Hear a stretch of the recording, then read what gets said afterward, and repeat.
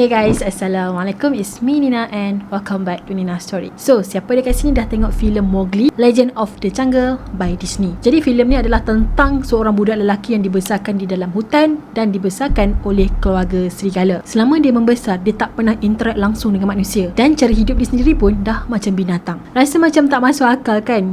Anak manusia dibesarkan oleh serigala. Macam mana binatang boleh besarkan anak manusia? Betul tak? Tapi sebenarnya kan kisah Mowgli ni kan adalah daripada kisah yang benar. Masa filem ni ditayangkan oleh Disney, ramai yang percaya sebenarnya kisah ni memang pernah terjadi dan bukan fiksyen semata-mata. Jadi inilah yang Nina nak share dengan korang tentang The Real Mowgli yang pernah wujud di India dulu. So without wasting any time, let's get started.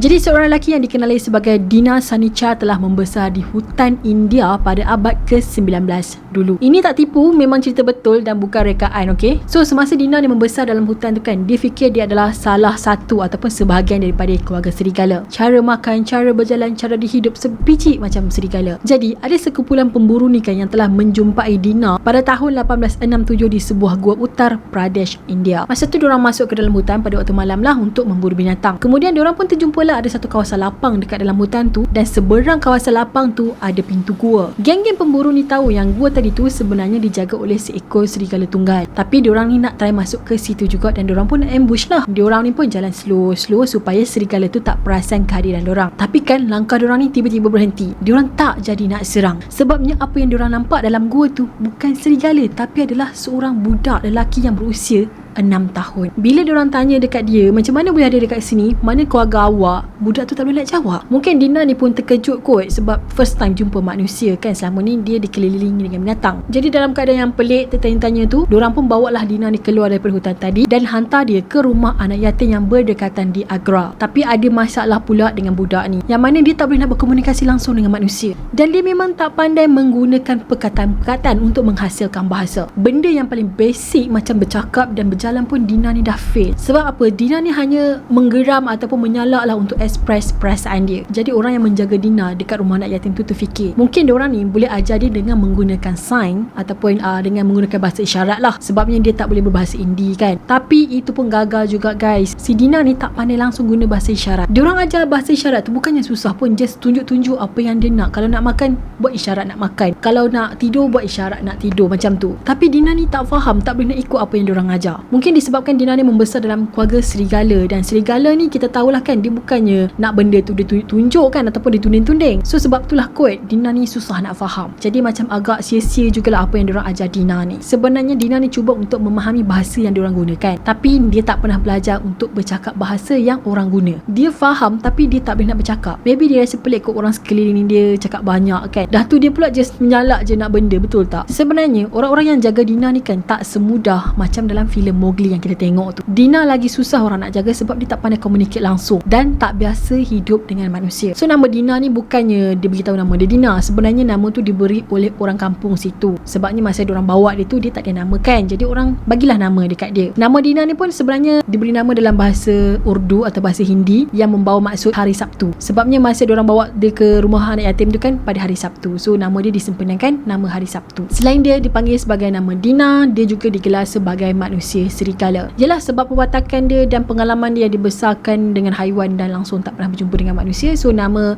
manusia serigala ni macam orang kata apa, sepadan lah dengan dia. Selama Dina tinggal dengan manusia, dia tak ada langsung perangai manusia guys. Tak ada. Semuanya macam perangai binatang. Maksud Dina perangai binatang ni bukan perangai jahat lah. Karakter dia tu macam binatang. Dia tu berjalan bukannya pakai dua kaki. Dia berjalan merangkak guys. Guna tangan, guna kaki. Orang suruh dia berdiri guna dua kaki dan berjalan, dia tak boleh. Tapi lama-lama dia praktis jugalah dan dia boleh berdiri tegak. Tapi bila dia berdiri tu kan badan dia nampak macam awkward sikit. Tak macam manusia normal yang berdiri macam ni.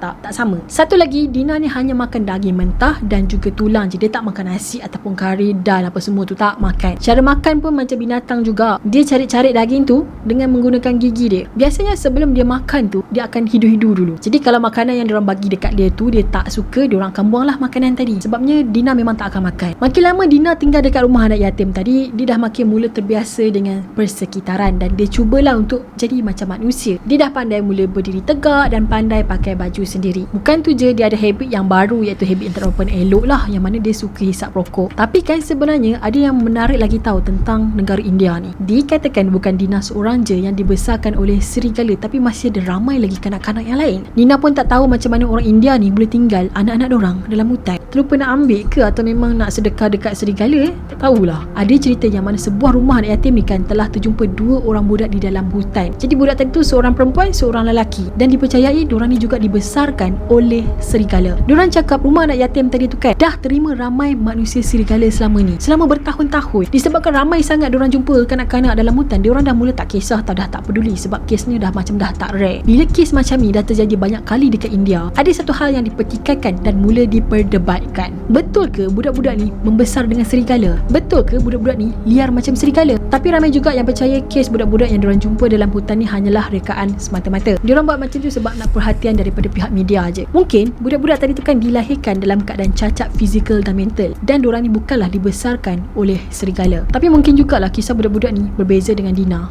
Maybe. Jadi Dina ni hanya hidup selama 35 tahun je. Dia telah meninggal pada tahun 1895 disebabkan batuk kering. Jadi dikatakan selama dia membesar tu kan, dia tak betul-betul jadi manusia dan dia tak pernah menyesuaikan diri dia di rumah anak yatim piatu tadi.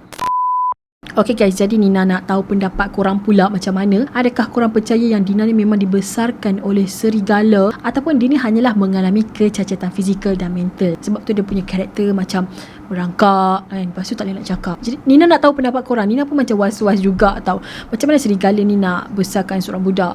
Kat situlah rasa macam pelik sikit, tapi mungkin ada possibility juga kan. So Nina nak tahu pendapat korang. Korang boleh komen dekat bawah. And yeah, that's it for today. Dan Nina harap korang suka dengan video yang Nina kongsikan pada hari ni, walaupun suara Nina masih lagi hilang.